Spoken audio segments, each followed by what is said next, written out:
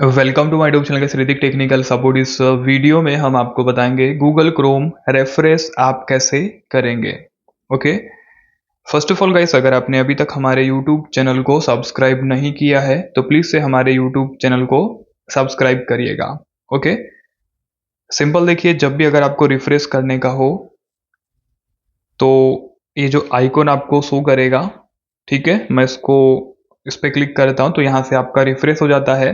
ठीक है, जब तक अगर आपको कट शो कर रहा है मतलब वो लोडिंग होते जा रहा है। अब जैसे आपका लोडिंग कंप्लीट हो जाएगा, यहाँ पे रिफ्रेश का ऑप्शन आपको मिल जाएगा। आप यहाँ से इसको देखिए, रिफ्रेश पेज आपको शो करेगा, रीलोड दिस पेज, तो यहाँ से आप इसको रिफ्रेश कर सकते हैं। अगर आप पूरा ही क्लीन करना चाहते हैं अपने क्रोम को तो आप इसको लॉन्ग प्रेस करिए, देन आप इसके ऐप इन्फो वाला जो ऑप्शन है इस पर आपको क्लिक करना है, देन आप इसके स्टोरेज पे क्लिक करिए, आपको क्लियर डाटा का ऑप्शन मिलेगा, आपको उस पर क्लिक करना है, क्लियर ऑल डाटा का यूज़ करिए, आप इसका डाटा क्लीन करिए। ओके, सो मिलते हैं नेक्स्ट वीडियो।